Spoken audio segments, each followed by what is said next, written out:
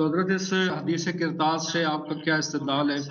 آپ کے کیا کیا دعوے ہیں وہ ہمارا ادعا یہ ہے شیخ صاحب کے حدیث قرطاس کے واقعے میں رسول اللہ صلی اللہ علیہ وسلم کی بے حرمتی ہوئی ہے، رسول اللہ صلی اللہ علیہ وسلم کی حکم کی مخالفت ہوئی ہے، رسول اللہ صلی اللہ علیہ وسلم سے عدم محبت کا اظہار کیا گیا ہے، رسول صلی اللہ علیہ وسلم کو اذیت کی گئی ہے، اور اسلام کے تمام مصائب کا، اسلام کے تمام مشکلات کا آغاز کیا گیا ہے، اور امت میں اختلافات کا سلسلہ وہاں سے شروع ہے، اور ان سب باتوں کا لیڈر اور ان سب باتوں کا مؤسس اور بانی اور قائد عمر بن الخطاب تھے۔ جی اچھا، اور دوسرا سوال یہ ہے کہ جس وقت یہ حدیث کرتاس کا مسئلہ ہوا ہے تو اس وقت حضرت علی کرم اللہ وجہ الکریم اس وقت میں موجود تھے، آپ اس بات کو مانتے ہیں یا نہیں؟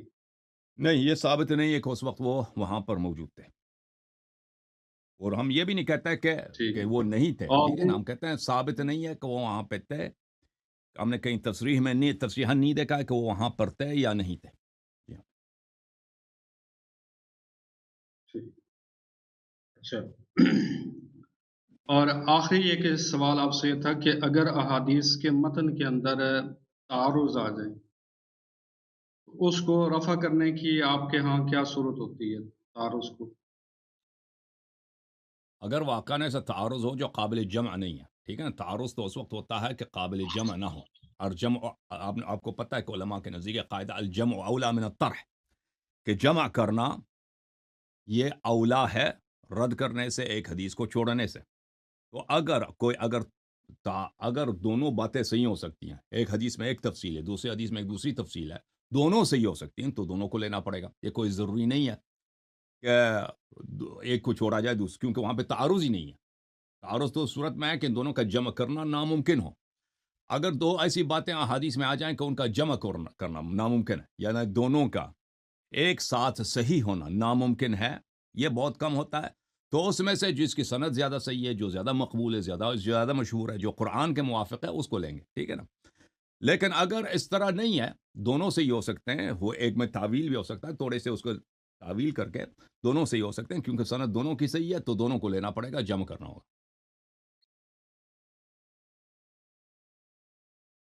ٹھیک ہے جناب، اگر آپ کے کوئی سوالات ہوں کہ آپ ہمارے فضیلت آپ مناظر صاحب ہیں، حدیث کرتاس میں، حدیث رضیۃ الخمیس میں یہ جملے بکثرت کے ساتھ دیکھے جاتے ہیں کہ حجر رسول اللہ صلی اللہ علیہ وآلہ انما یحجر رسول اللہ صلی اللہ علیہ وآلہ، احجر رسول اللہ صلی اللہ علیہ وآلہ وسلم۔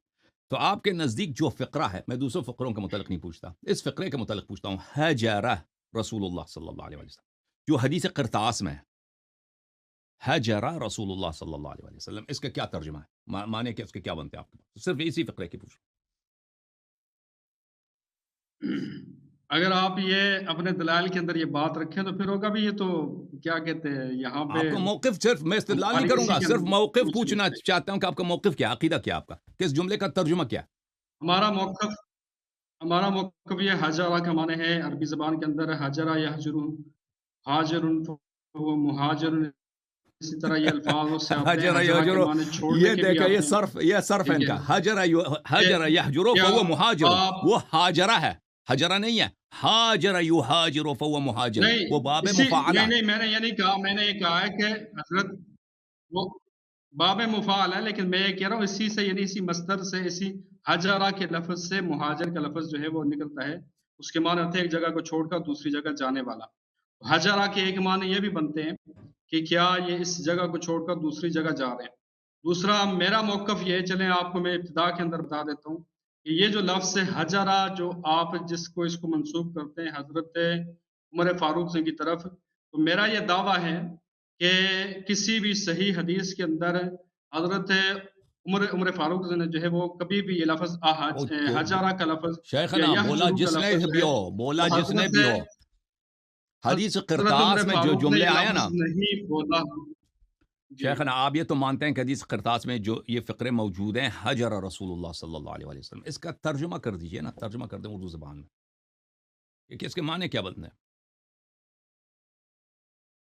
اس کا اس کا حضرت ایک ترجمہ حجرہ کا میں نے اس طرح آپ کو بتایا کہ چھوڑنا، اب حجرہ جو آپ ہے اس کے یہاں پر جو لفظ استعمال ہوئے حدیث کے اندر، حضرت اب سن لیں میرا موقف، ٹھیک ہے یہاں آپ پہ ہنس کیا، رہے ہیں یہاں اس اس کے، حدیث میں اس کے کیا معنی بنتے ہیں؟ چھوڑنا بنتا ہے یا کوئی اور کچھ اور ہاں بنتا ہے؟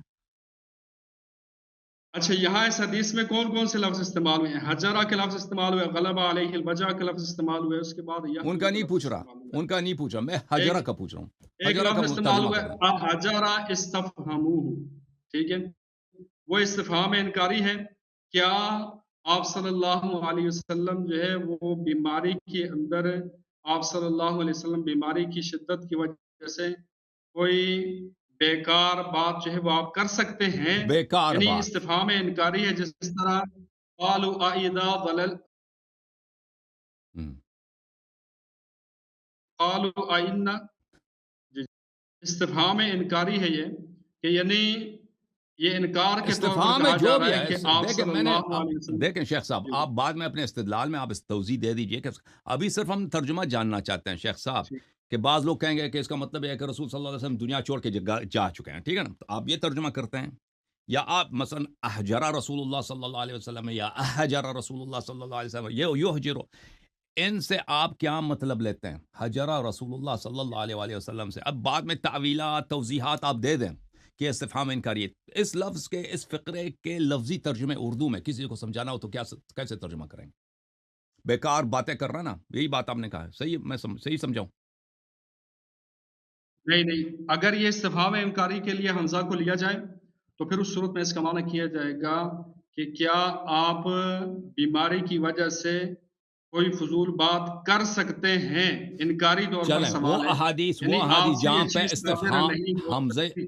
شیخ صاحب میں ان احادیث کا نہیں پوچھ رہا ہوں جہاں پہ حمزہ ہے، میں ان احادیث کا پوچھ رہا ہوں، آپ بخوبی فاضل آدمی ہیں، آپ نے احادیث دیکھی ہے، وہاں جہاں پہ حمزہ نہیں ہے، یہاں پہ حجر رسول اللہ صلی اللہ علیہ وسلم، اس کا ترجمہ اردو زبان میں کیا بنتا ہے؟ کیا مشکل ہے؟ حدیث کا ترجمہ کرنا، بخاری میں بھی ہے، مسلم میں بھی ہے، مسند احمد میں بھی ہے، صحیح سند کے یہی ساتھ کہ آپ صلی اللہ علیہ وسلم کیا ہمیں چھوڑ کر دنیا سے جا رہے ہیں؟ کیا آپ یہ ترجمہ بنتا ہے۔ جی آپ کو پتہ ہے کہ حدیث میں جھوٹ بولنا، من کذب علی متعمدا فلیتبوأ مقعدہ من النار، حدیث میں جھوٹ بولنا انسان کو ہمیشہ کے لیے جہنمی بنا لیتا ہے۔ آپ حاضر ہو یہ اسی ذمہ داری کے ساتھ کہہ دو کہ اس کا حدیث کا مطلب یہ بنتا ہے کہ رسول صلی اللہ علیہ وسلم دنیا کو چھوڑ کے جا رہے ہیں۔ حدیث میں جھوٹ بولنا آپ خود بخوبی جانتے ہو کہ یہ انسان کو ہمیشہ کے لیے جہنمی بنا لیتا ہے۔ اب مجھے ایک حضرت، دفعہ پھر آپ سے پوچھتا ہوں شیخ صاحب، ترجمہ کرو ایک دفعہ پھر، حجر رسول اللہ صلی اللہ علیہ وسلم کا کیا مطلب ہے؟ جہنم اچھا تمہارے آگے، جنت بھی تیرے آگے، سچ بولو، حجرہ کا کیا مطلب ہے؟ اچھا اب میری بات سنیں، آپ حدیث پڑھ کے غلط جو اس کی تشریح کر رہے ہیں، وہ آپ صحیح حدیث اس ترجمہ طرح کرو نا، من کذب آپ صحیح علی ترجمہ کرو، متعمدا، حجر رسول اللہ صلی اللہ علیہ وسلم میں کا کیا مطلب ہے؟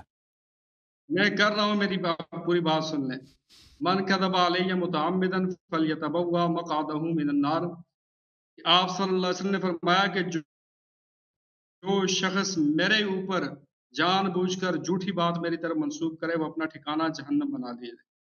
حجرہ آپ صلی اللہ علیہ وسلم کا فرمان نہیں ہے، ٹھیک ہے، میں یہ حجرہ کا راوی نہیں کا پوچھ رہا قول ہوں، ہے، وہاں حجرہ پر کا پوچھ رہا ہوں، موجود کچھ لوگوں کا قول حجرہ ہے۔ رسول اللہ صلی اللہ علیہ آپ وآلہ ترجمہ وسلم، اس یہ کو حدیث پوچھ ہے، رہے ہیں، صحیح حدیث ہے، رسول سے ایک فعل نسبت دیا جا رہا ہے، رسول صلی اللہ علیہ وسلم سے میں کہتا ہوں رسول صلی اللہ علیہ وسلم کھڑے ہو گئے، یہ رسول کا فرمان نہیں ہے، رسول کا فعل ہے، اگر رسول کھڑے نہیں ہوئے تو یہ جھوٹ ہے۔ حجر رسول اللہ صلی اللہ علیہ وسلم ایک فعل ہے، اس فعل کا فاعل رسول اللہ صلی اللہ علیہ وسلم ہے، یہ فعل پیغمبر صلی اللہ علیہ وسلم کا فعل ہے۔ تو آپ مجھے بتائیں کہ یہ حجرہ کا کیا معنی بنتے ہیں شیخ صاحب؟ آپ بتا رہے ہیں کیا معنی زبان بنتا لڑ کر آ رہی ہے نا، سب لوگ دیکھ رہے ہیں۔ ہے؟ آپ جو نا وہ شروع سے ہی بھاگنے والی بات کر رہے ہیں، آپ موضوع کی طرف نہیں آتے۔ ترجمہ کرو نا، آپ ترجمہ کریں۔